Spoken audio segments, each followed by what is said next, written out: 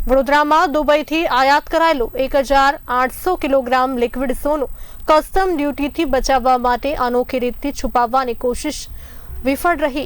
Ahmedabad Vadodara express highway પર દુમાણ પાસે મંજુસર પોલીસે ચોક્કસ બાતમીના આધારે કાર્યવાહી કરી અને 3 શખ્સોને ઝડપી લીધા હતા। આ ઇસમોએ લિક્વિડ સોનાને ચીકણી માટી અને કેમિકલ સાથે ભેળવી મોજાની અંદર છુપાવ્યું હતું, જેથી એરપોર્ટ સ્કેનરમાં તે પકડાઈ નહીં। પોલીસે સુરતના વિપુલ પટેલ, વડોદરાના હરીશચંદ્ર સોલંકી અને અમદાવાદના સબુર આલમ રાજપૂતને ઝડપી લીધા છે। સોનાની ડિલિવરી વખતે પોલીસે ત્રાટકી અને ઉપરાંત 8.8 હજારના સિગારેટ અને વિદેશી દારૂ પણ કબજે લીધા। મુખ્ય સૂત્રધાર અશોક પ્રજાપતિએ અગાઉ પણ આવી જ પદ્ધતિ અપનાવી હોવાની માહિતી સામે આવી છે। સમગ્ર કેસમાં વધુ તપાસ ચાલી રહી છે।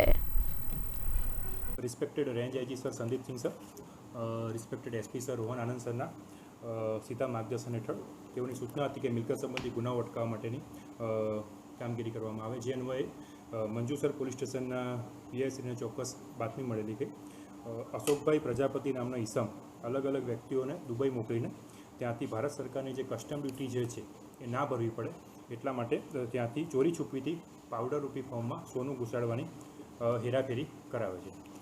જે અન્વયે મંજુસર પોલીસ સ્ટેશનની ટીમ દ્વારા ચોક્કસ બાતમીવાળી જગ્યા પર વોચ ગોઠવીને આ ઈસમોને પકડવામાં આવેલ છે।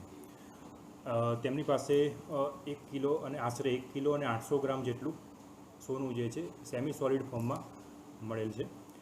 આ ઉપરાંત તેમની પાસે અલગ અલગ બ્રાન્ડની વિદેશી બનાવટની દારૂની બોટલો પણ મળેલી છે તથા જે પ્રતિબંધિત ઈ સિગરેટ છે એ ઈ સિગરેટ પણ આપણને કબજે કરેલી છે।